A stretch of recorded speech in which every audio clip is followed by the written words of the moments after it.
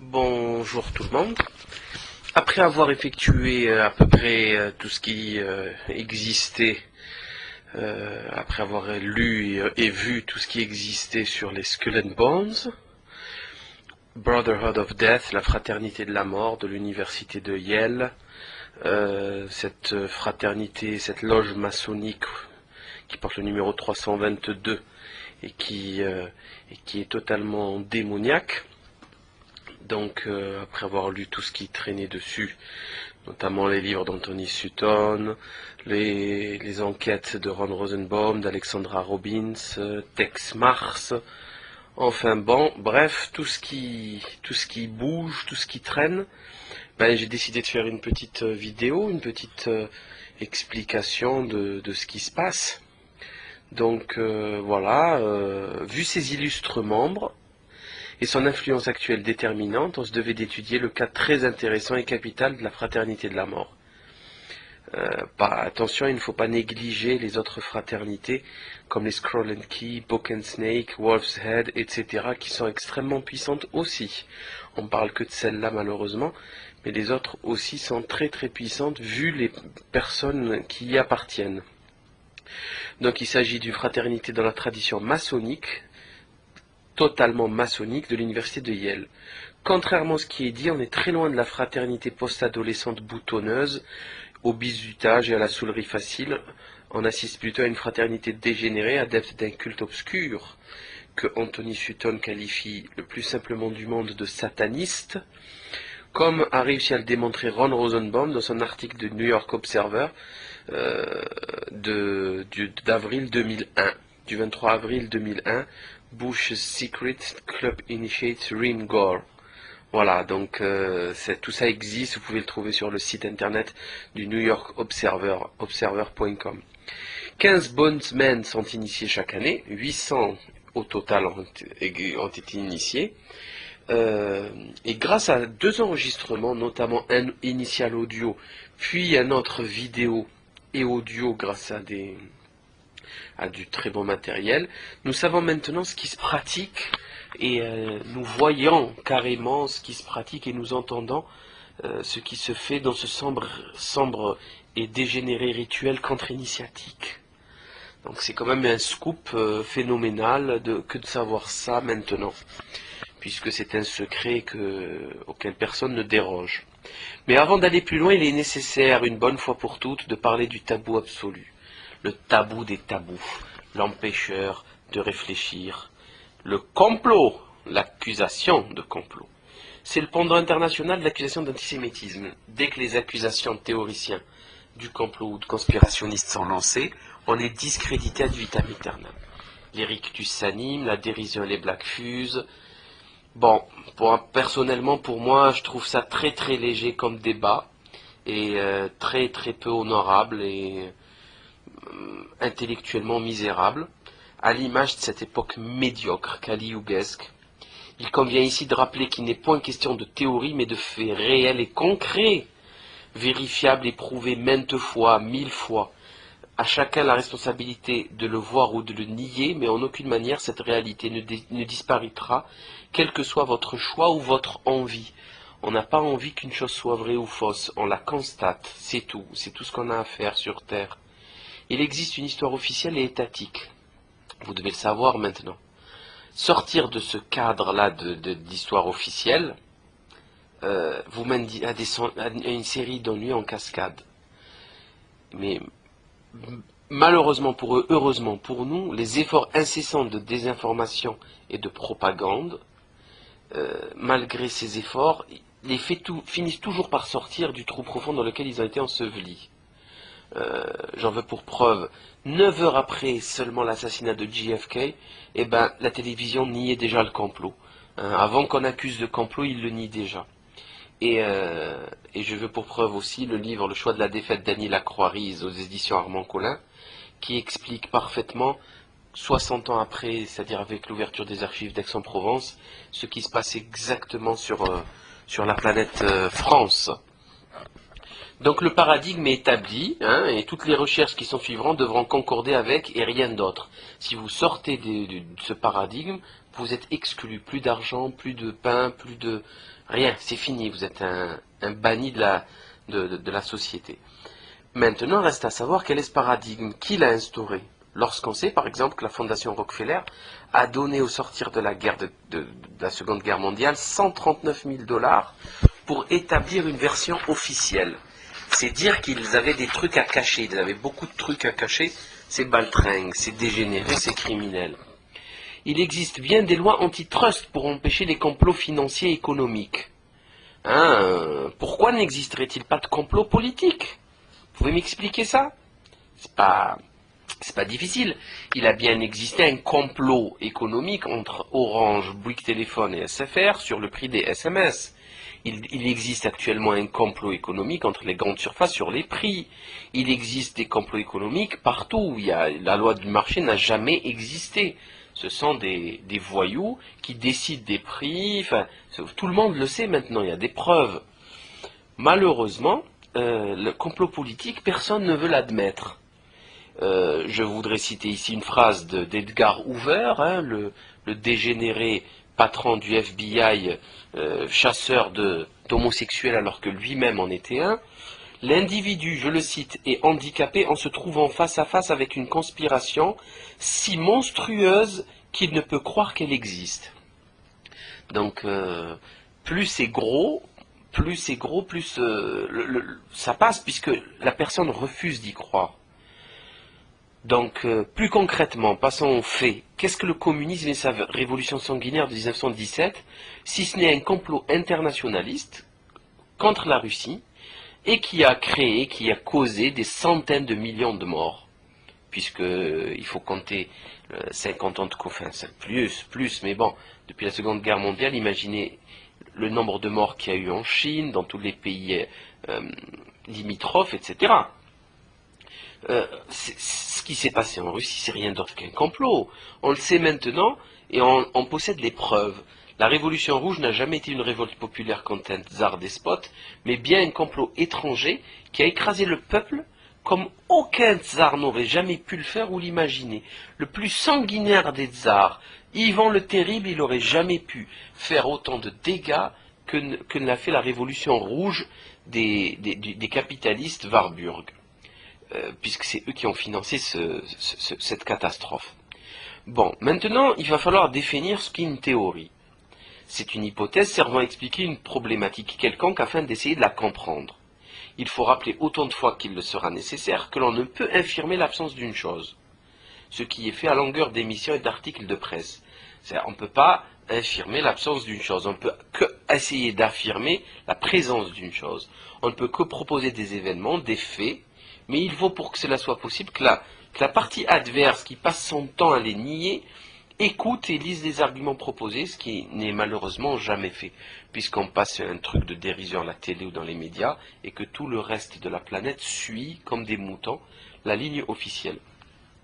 Deux méthodes scientifiques que retient Anthony Sutton pour expliquer, pour prouver le complot, sont les suivantes. Primo, l'explication la plus simple sera celle retenue. Que ça se pratique même dans les sciences naturelles, les sciences normales. Il ne faut pas se compliquer la tâche. Le plus simple est la meilleure des hypothèses, des théories. Enfin, l'explication qui répond au plus grand nombre de faits sera la meilleure de toutes. C'est-à-dire si une explication elle répond à 10 faits, je la préférerais à une réponse à 6 faits, puisqu'elle est plus englobante, elle est plus complète. C'est important. De surcroît, 3 conditions définissent la conspiration. Pour dire qu'il y a un groupe qui est en train de comploter pour un but spécifique, il faut que ces gens se réunissent secrètement, hein, c'est clair, c'est obligatoire, il faut pas. C'est ce qui fait dire Anthony Sutton par exemple, les réunions de la trilatérale, ce n'est pas un complot puisqu'ils ils se réunissent devant tout le monde et ils font des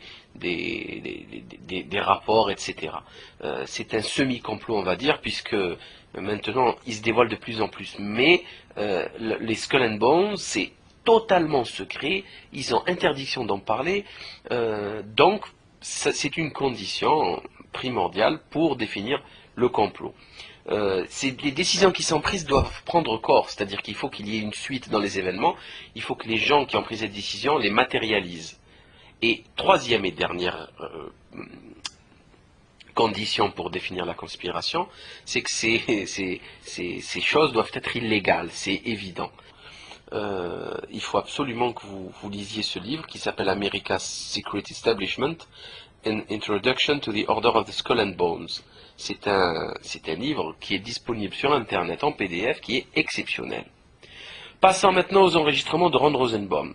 Que contiennent-ils? Des passages ahurissants qui vous laisseront sans voix, d'une vulgarité dont vous m'excuserez l'étalage, je suis vraiment désolé, d'une vulgarité rare.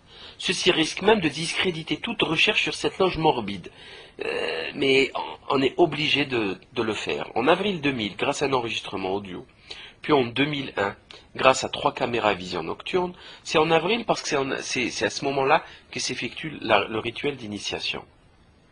Donc, grâce, comme je le disais, à 3 caméras à vision nocturne, modernes, ultramodernes, etc., Ron Rosenbaum et quelques étudiants de Yale ont réussi l'impossible, c'est-à-dire filmer le rituel contre-initiatique dans les locaux de la loge de Tombe, qui veut dire la tombe. Celle-ci, je le signale, est dépourvue de fenêtres. C'est vraiment un gros bloc de béton qui fait vraiment peur. Était présent à la cérémonie d'initiation un homme déguisé en squelette, capuchonné, c'est normal, hein, le squelette, le culte du squelette, un autre en diable et un dernier en robe. Une voix identifiable en tant que celle de W. Bush criait « Je fais de fourrer comme j'ai fourré Al Gore, je vais te tuer comme j'ai tué Al Gore ». Puis un initié de crier « Retire ce piston de mon cul, oncle Toby ». Plusieurs « Tais-toi néophyte » fusent « Tais-toi néophyte, tais-toi néophyte ». Un néophyte, je le signale, est un nouveau converti à une religion. Donc la religion luciférienne, dans ce cas qui nous concerne. Puis une personne crie « Le bourreau est la mort, le diable est la mort est la mort ». Voilà. Ça, c'est le mantra des Skull and Bones qui, en anglais, dit « The hangman equals death, the devil equals death, death equals death ». Voilà. C'est leur mantra spécifique des Skull and Bones. Puis des cours néophytes. Cours néophytes trouvent le fémur. Et quelques hallucinants et vulgaires et ahurissants, lèche mon anus néophyte, lèche mon cul. Ils racontent leurs exploits sexuels chaque samedi soir dans des cercueils, tout en se masturbant. Ça, c'est quand même assez extraordinaire. Une personne par semaine, les 15 personnes font ça tour à tour. Il leur est aussi demandé de déterrer un mort. Le cas le plus célèbre, c'est celui de Geronimo qui a été déterré par le grand-père Bush. Je signale qu'il y a même une partie de la famille, enfin des membres de la famille de Geronimo qui réclament les ossements. Je sais que c'est très très dur à croire, mais c'est ainsi, c'est vérifiable. Ça a été publié dans le New York Observer, etc., dans plein de sites internet, vous pouvez le voir. La monstruosité et l'extrême débilité d'un fait ne le rendent pas pour autant impossible. Il faut qu'on soit d'accord sur ce sujet. Je vous rappelle les paroles d'Edgar Hoover.